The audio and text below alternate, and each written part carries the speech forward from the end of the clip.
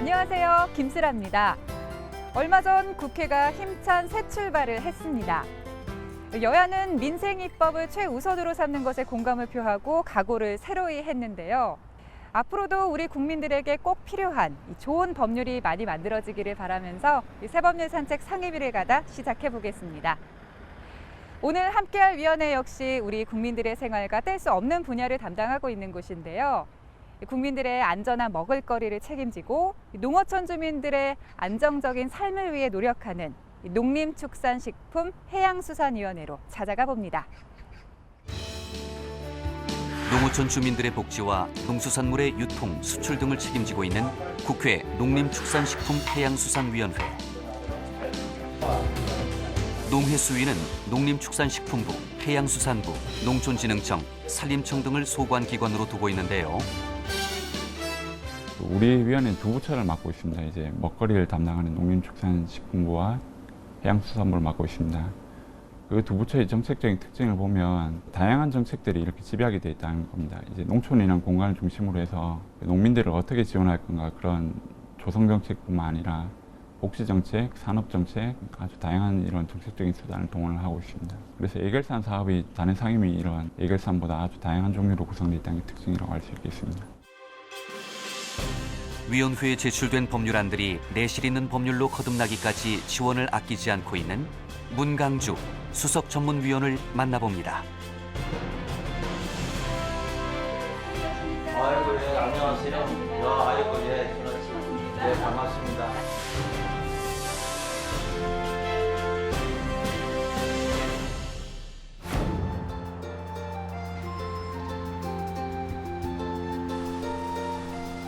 예, 수석님, 농해수위는요, 네. 농림, 축산, 식품, 수산 이렇게 네. 국민들의 먹거리 모두를 관여한다고 해도 과언이 네. 아닐 것 같아요. 네. 이렇게 분야별로 조금 소개를 해주실 수 있을까요? 예, 예. 쉽게 보시면 그 땅에서 난 거, 또 바다에서 난 거, 이게 전부 저희들이 관할입니다. 아, 예. 예. 그래서 그 먹거리를 생산할 뿐만 아니고요. 예.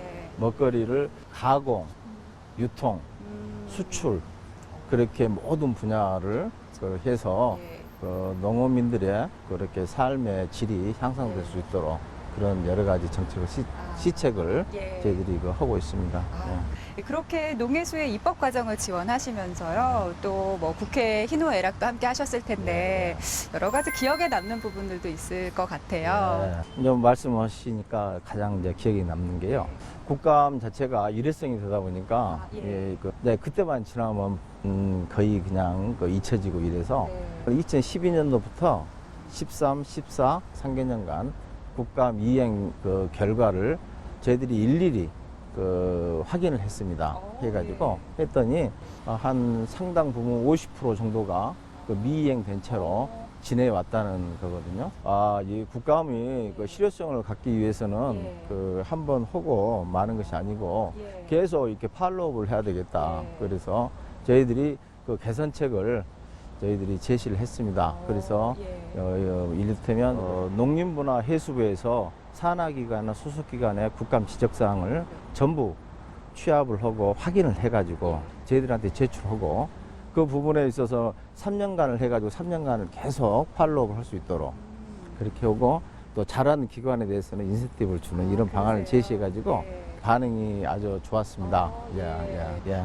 농해수에 대한 궁금증이 더욱더 커지는데요. 네. 또 법률에 대한 이야기는 자세히 네. 좀 더 나눠보도록 하겠습니다. 예. 그러시죠. 예.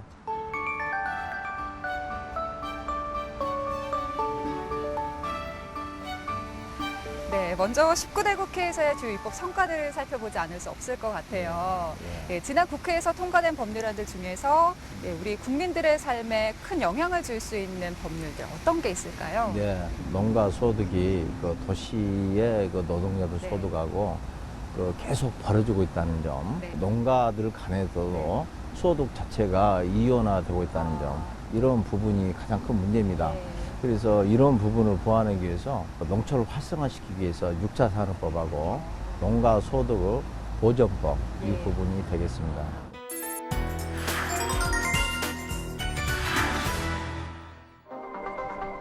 2014년 기준 농가 인구의 약 50%가 60세 이상, 최근 10년간 농가 인구는 지속적으로 감소하는 추세인데 농가의 소득 역시 도시 근로자들에 비해 낮은 수준. 2010년 도시 근로자 가구 소득의 67% 수준이었던 농가 소득이 2014년에 62% 수준으로 떨어지기도 했는데 이런 상황 속에서 수입 농산물의 범람과 우리 농산물 소비 부진 등은 농촌의 어려움을 더 가중시켜왔다. 이에 농촌 발전과 성장을 위한 돌파구로 주목받고 있는 6차 산업. 농가의 소득을 제고하고 농촌에 다시금 활력을 불어넣기 위해 지난 2014년 5월 6차 산업법이 제정돼 종합적인 지원의 기틀을 마련했다. 네, 먼저 6차 산업법부터 살펴보려고 합니다. 정확히는 농촌 융복합산업 육성법인데요. 6차 산업에 대한 개념부터 설명 부탁드릴게요, 수사님. 예, 예. 네. 6차 산업이라는 말은 아마 잘 안 들어보셨을 예. 겁니다. 예. 그 1차 산업인 그 생산, 제조, 가공, 그 2차 산업하고 3차 산업인 그 유통, 어, 관광, 예. 이것이 결합돼서 그 1차, 예. 2차, 3차를 곱하면, 곱하면 예. 그 융복합하게 되면 네. 6차 산업이 되는 겁니다. 예. 그 딸기 재배를 예를 한번 들어보겠습니다. 딸기를 생산하는 것은 1차 산업입니다. 그리고 딸기 잼으로 만드는 것은 2차 산업.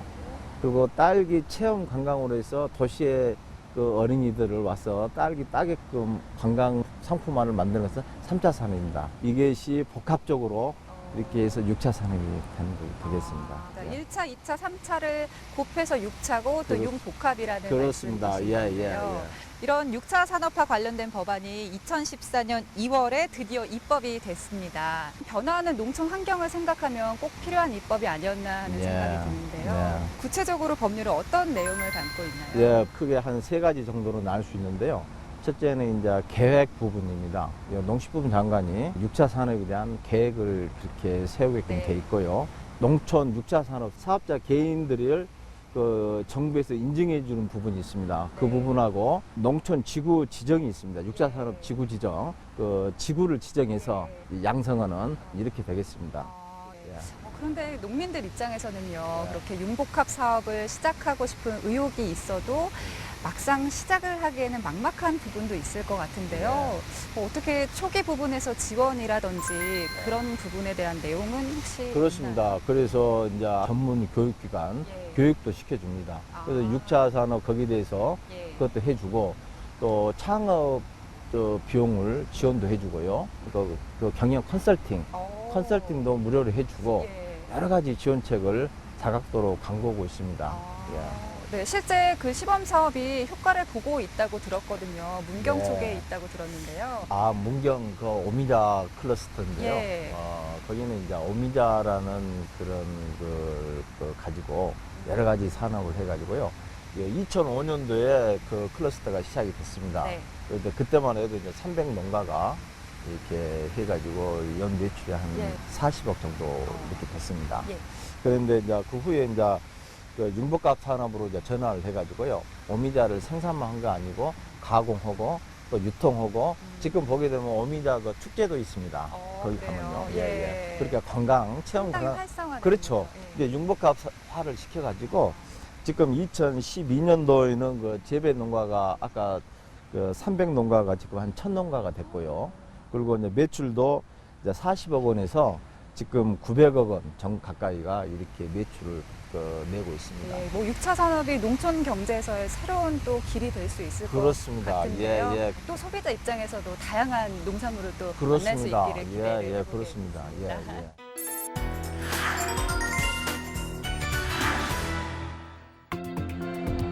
식생활의 서구화, 1인 가구 증가, 먹거리의 다양화 등으로 인해 지속적으로 감소하고 있는 쌀 소비량. 이에 정부는 농민들의 소득 감소를 보전해주기 위해 2005년부터 쌀 변동 직불금제를 도입 운영해왔다. 하지만 그간 쌀 변동 직불금의 기준이 되는 목표 가격이 9년째 고정돼 있었고 쌀값은 하락세인 반면 쌀 생산비와 물가는 꾸준히 상승하면서 쌀 농가의 소득이 줄어들고 있다는 의견이 제기됐는데 이에 2014년 1월 농가 소득 안정을 위해 2017년까지 쌀 80kg의 목표 가격을 18만 8천 원으로 인상하는 내용의 농업소득보전법 개정이 이루어졌다.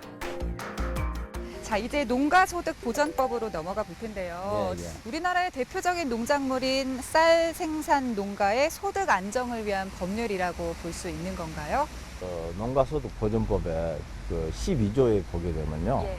변동 직불금에 관한 규정이 있습니다. 근데 이제 여기서 가장 중요한 것은 목표 가격하고 현재 지금 쌀 가격이 있지 않습니까? 목표 가격이 높으면 그 쌀 가격하고 차익이 많지 않겠습니까? 그렇죠. 그러면 그거에 대해서 85% 차액의 85%를 보존해 주겠다는 예. 그런 내용이 되겠습니다. 그래서 목표 가격이 2013년도에 개정을 해가지고 목표 가격을 높였습니다.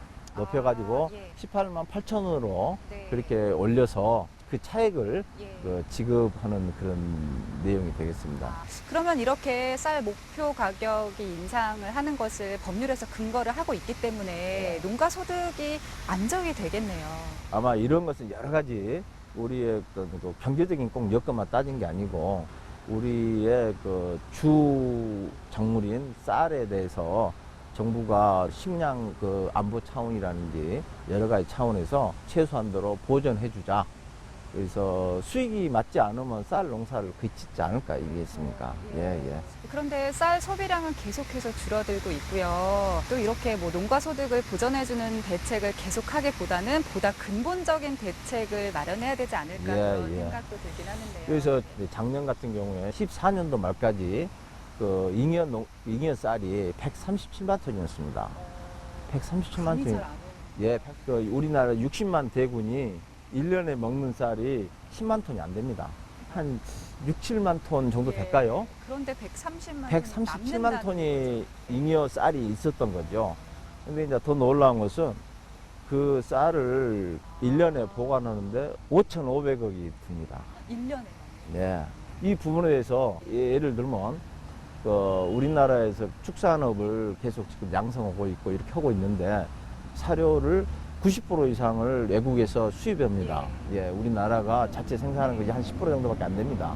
그래서 그럴 바에는 차라리 농사를 그 형태는 유지하면서 거기다가 사료 작물을 심을 수 있도록 올해 아마 농식품부에서 사료 작물을 그 대체 작물로 그렇게 전환하도록 그렇게 했습니다.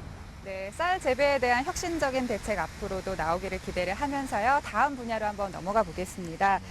네, 19대 국회에서 농해 수위가 다룬 법률 성과 또 어떤 걸 살펴보면 좋을까요? 예, 이제까지 저희가 그 재배, 생산 그런 부분에 대해서 네. 이야기했습니다만은 이 다음에는 이제 저희도 또 그에 못지않게 그 유통, 네. 유통에 대해서 어떻게 관리되고 유통되는지 그 부분에 대해서 이야기를 하겠습니다.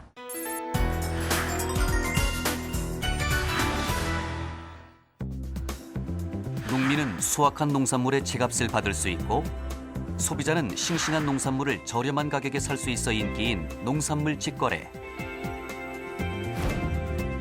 농산물 직거래란 생산자가 소비자와 거래할 때 중간상이 개입하지 않고 직접 거래되는 형태로 2012년 3.3%였던 직거래 비중이 올해는 6%까지 확대될 것으로 예상되고 있다.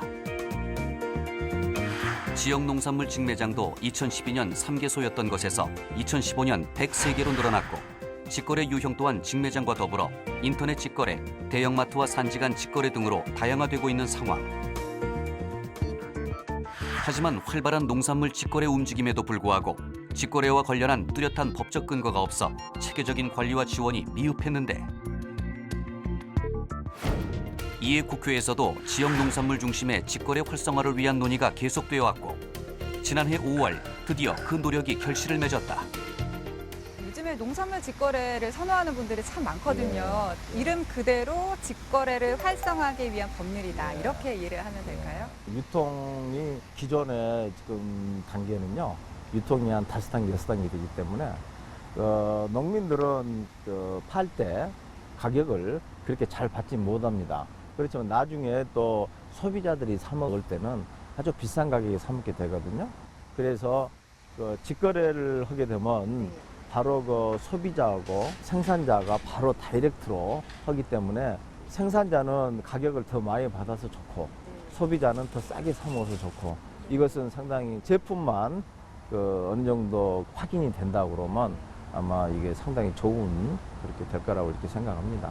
그럼 이번 직거래 활성화법은 어떤 내용들로 그동안의 한계를 보완을 했던 건가요? 종래에는 저 직거래 관련 법률 조항이 전혀 없었습니다. 그래서 이번에는 이에 대한 개념을 정의를 해주고 직거래가 어떤 건지, 그리고 이 직거래를 소비자하고 생산자 양측이 다 이익이기 때문에 이를 어떻게 활성화시킬 것인지, 지금은 불과 이제 한 6%, 7% 정도밖에 안 됩니다만은 더 활성화시킬 수 여러 가지 지원 책을 그렇게 입법에 담았습니다. 이렇게 직거래가 활성화되면 소비자 입장에서는 좋기도 하지만 또 인터넷 거래 같은 경우에는 특히나 실물을 보고 사는 게 아니기 때문에 믿어도 될까 이런 불안감이 드는 것도 사실이거든요. 예. 그래서 가장 중요한 부분이요, 품질을 보증하는 그 부분이 가장 중요한 부분입니다. 그래서 정부에서는 우수 농산물 사업 인증 제도를 실시해서 인증자들은 정부에서 보증을 해주는 거죠. 그리고 그런 네임도 그것을 딱 부착하게끔 그렇게 했습니다. 그렇게 되면 인증자들은 소비자들이 믿고 살 수 있어서 좋고, 소비자들도 제품을 믿을 수 있어서, 농산물 믿을 수 있어서 아주 좋은 그렇게 제도입니다. 갈수록 신선하고 또 건강한 먹을거리에 대한 관심이 높아지고 있는데요. 소비자로서 저도 한번 기대해 보겠습니다. 자, 그리고요, 또 사실 법률이 입법이 되는 것도 중요하지만 또 법률이 성공적으로 시행이 되기 위해서는 예산이 뒷받침돼야 되잖아요. 네, 그렇죠. 그래서 농해수위에서 처리했던 예결산 사항 중에서 우리 국민들이 느낄 수 있는 사안들 몇 가지 소개를 해주신다면서요. 농민들한테 농업 정책 자금을 대출해 주는데요. 그 금리가 좀 너무 높았습니다. 그래서 그 금리를 낮추는 그렇게 있었고요. 보조금을 저희들이 많이 주고 있는데 거기에 대한 관리가 좀 미흡한 점을 저희들이 지적을 해서 보완했던 점이 되겠습니다. 네, 그럼 하나씩 차례로 짚어보도록 하겠습니다. 먼저 농업 정책자금 대출 금리 인하는요. 이 말 그대로 농민들에게 대출해주는 금리를 낮췄다, 이렇게 들리는데 맞습니까? 맞습니다. 농민들한테 여러 가지 정책 융자라든지 여러 가지 자금 지원을 해줍니다. 근데 이제 지원을 해줄 때 나중에 이자를 받게 되는데, 이자율이 시중 금리보다 낮아야지 사람들이 사용을 하죠. 시중 금리보다 만약에 정책자금이 금리가 높아서야 농민들이 사용하지 않죠. 14년도 기준 하게 되면요, 예산이 13조 한 6천억 정도가 됩니다. 근데 융자나 2차 보존 사업 요 자금이 한 3조 한 4천억 되는데요. 요 두 개 융자나 2차 보존이나 전부 다 한 50% 정도만 집행이 되고요. 50% 정도는 거의 불용이 됐습니다. 이게 이제 그 이유가 이자율이 시중 금리보다 높다는 거죠. 그래서 저희들이 이자율을 조금 내리도록, 금리를 인하하도록 그렇게 보고서를 냈습니다. 말씀하신 부분 중에 융자 사업은 일반적으로도 알고 있는데 그렇죠. 2차 보전 사업이라는 부분 좀 더 설명을 해주셔야 될 것 같아요. 간단히 말씀드리면 정책 대출 금리가 만약에 대출 3%로 대출을 해준다, 융자를 해준다 그러면 실제 시중 금리가 한 4%, 4.5% 된다. 그러면 1.5%가 갭이 있지 않겠습니까? 1.5%만 이자만 정부에서 주는 겁니다. 돈은 시중은행에서 돈을 주고 시중은행한테 1.5%에 대한 이자만 시중은행한테 주는 거죠. 그래서 이번에 그 부분이 개선이 됐다는 말씀이신가요? 그렇죠. 금리를 상당히 낮췄습니다. 2015년 8월부터 36개 정책 자금에 대해서 농업인이 고정금리하고 변동금리를 자유로 본인이 선택하게끔 했고, 그리고 변동금리는 시중금리보다 1 내지 2%를 인하를 시켰고요. 그리고 고정금리는 2.5%로 이렇게 고정을 했습니다. 이렇게 하다 보니까 연간 약 400억부터 837억 정도 그렇게 농업인의 금융 부담이 완화됐습니다. 수치로 들으니까 또 그렇죠. 확 느껴지네요. 알겠습니다. 자, 예결산 마지막으로요. 농업 보조금 관리 제도에 대한 개선도 있었는데요. 어떤 논의가 이루어졌나요? 농업에 예산이 농식품부 예산이 1년에 한 13조 원이 좀 넘습니다. 근데 거의 50% 정도가요 보조금입니다. 6조, 7조 가량이 보조금이죠. 보조금은 누구한테 주냐면요, 정부에서 어떤 시책을 하기 위해서 거기에서 호응하고 신청한 사람한테 그걸 주게 됩니다. 그러면 주로 이제 그 돈을 받아서 그 어떤 이제 부동산이라든지 이런 것을 사게 되죠. 어떤 그 사업을 진행하기 위한. 그런데 6조 이상이 그 보조금인데 그 보조금 관리가 전혀 엉망으로 돼 있어서 보조금을 중복 수령한다든지 보조금 재산에 대한 관리가 전혀 이루어지지 않아갖고 뭐 1억, 2억 투자된 그 어떤 그 부동산에 정부 돈이 투자됐는데 그것을 한 몇 년 지나서 보니까 관리가 안 되니까 매도를 했다든지 이렇게 하니까 그 관리가 안 되는 거죠. 그래서 저희들이 국가 돈이 들어가는 보조금이 들어가는 그 부동산에 대해서는 부기 등기, 이 재산은 정부 돈이 들어갔다는 걸 표시하게끔 부기 등기를 해갖고 제3자가 그 등기를 보고 그것은 매수를 안 하도록 그런 거죠.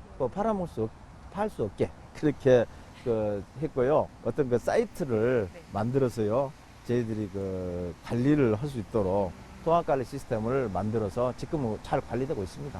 네, 뭐 사실 법률의 입법 과정이나 또 시행 과정은 국민들이 알려고 하면 손쉽게 찾아볼 수 있지만요, 이런 예결상 같은 부분은 어렵기도 하고요, 또 복잡했는데 참 유익했던 시간인 것 같습니다. 네.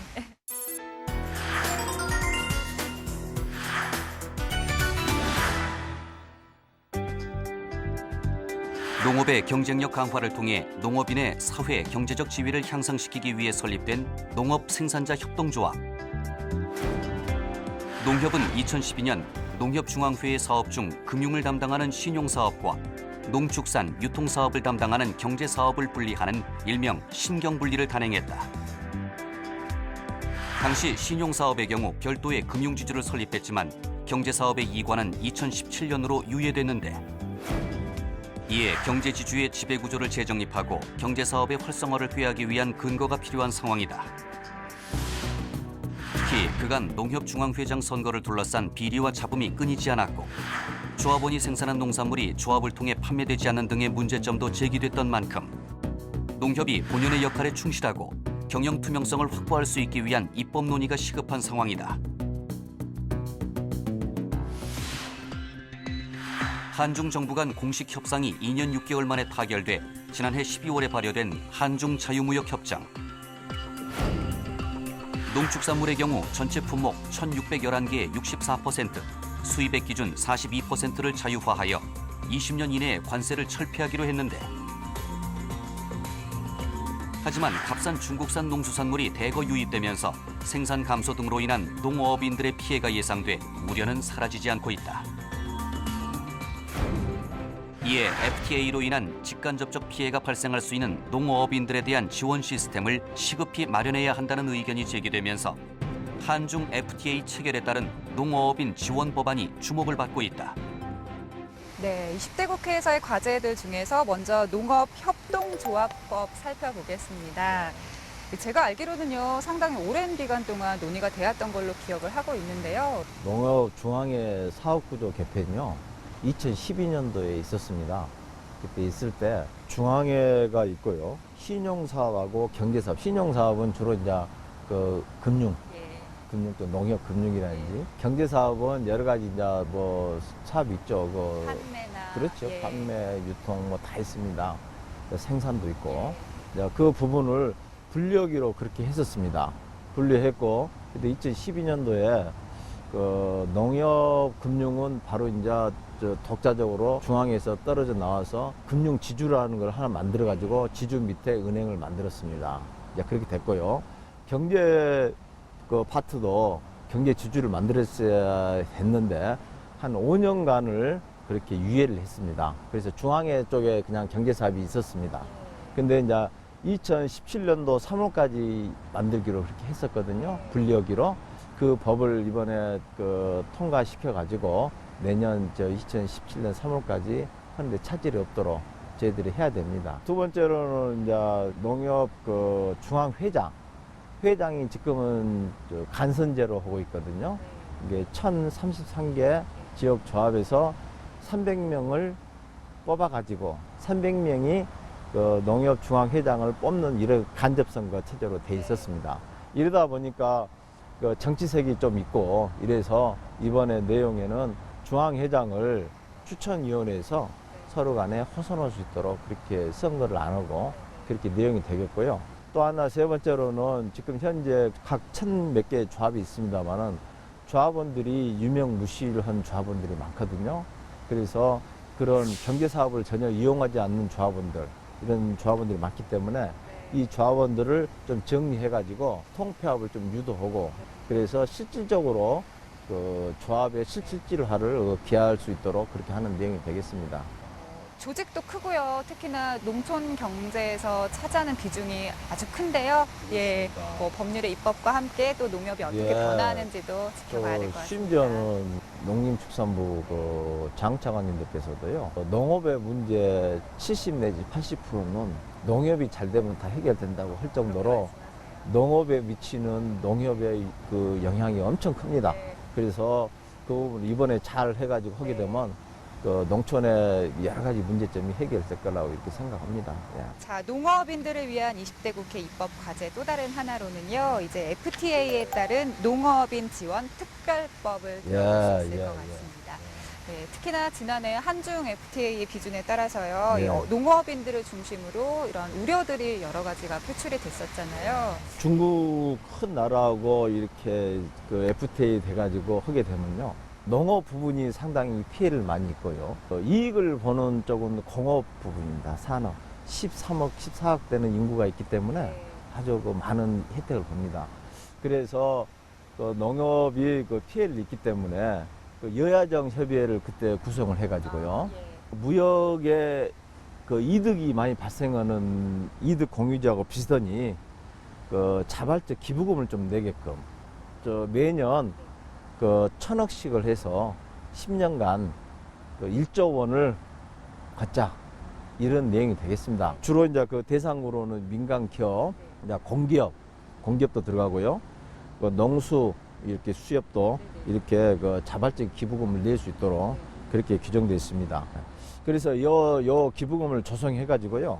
농업과의 그 상생 협력 그 지원 사업을 수행하도록 그렇게 했고요. 피해보전 직불제가 있습니다. 피해보전 직불제 그 시행 기간을 좀 그 연장하고 그 보존 비율을 올리는 거, 상향하는 걸로 이렇게 돈을 쓸 수 있도록 그렇게 했습니다. 네, 법안 내용 중에 또 중요한 개념일 것 같아서요. 피해 보전 직불제 그리고 그 보전 비율에 대한 설명도 해주시면 이해를 하기 좀 쉬울 것 같은데요. 그 피해보전 직불이라는 것은요, FTA 자유무역으로 인해서 그 일정 부분에 그 손해난 그 업종이 있을 거 아닙니까? 그 피해에 대해서 정부가 그 보존을 해주자는 그런 취지입니다. 현재 지금 피해보전 직불금은요, 5년간 그 품목에 그 평균 가격을 냅니다. 내 가지고 해당 연도의 그 가격이 5년 동안 평균 가격의 그 90%로 미만으로 떨어질 경우에 그때가 발동이 되게끔 돼 있고요. 그리고 차액의 90%를 보존해 주도록 지금 돼 있습니다. 근데 그걸 95%로 올리자는 그런 되겠습니다. 지금까지 국회 농림축산식품 해양수산위원회 법률들 쭉 살펴봤는데요. 앞으로 20대 국회 임하는 각오 한마디 부탁드릴게요. 우리 농촌은 그래서 상당히 어려움에 있는 것은 사실입니다. 그래서 저희들은 항상 어떻게 하면 그 농촌을 되살릴 수 있는 방법인지 이 부분에 대해서 저희들이 갖고 있는 입법하고 예산을 통해서 최대한대로 지원할 수 있도록 노력을 다 할 겁니다. 저를 비롯한 전부 전문위원 여러 조사관들하고 합해서 힘을 합쳐서 새로 들어오신 그 20대 의원님들의 의정 활동이 보다 활발하게 이루어지고 농촌의 그 문제점을 적시할 수 있도록 직시할 수 있도록 그렇게 최선을 다 하겠습니다. 예. 뭐 식량 안보라는 말도 있잖아요. 네네. 또 그만큼 농해수위의 역할도 막중하지 않을까 그렇습니다. 싶은데요. 예. 또 논의 중이던 법률안들의 성과도 아주 기대를 해보고요. 네. 또 그 과정에서 아낌없는 지원도 부탁드리겠습니다. 네. 오늘 말씀 잘 들었습니다, 수장님. 예. 네, 고생하셨습니다. 고맙습니다. 예. 네, 지금까지 국회 농림축산식품해양수산위원회 문강주 수석전문위원과 함께 해봤습니다. 세 번째 산책 상해미를 가다 오늘 준비한 내용은 여기까지고요. 저희는 다음 주에 다시 찾아오겠습니다. 시청해주신 여러분 고맙습니다.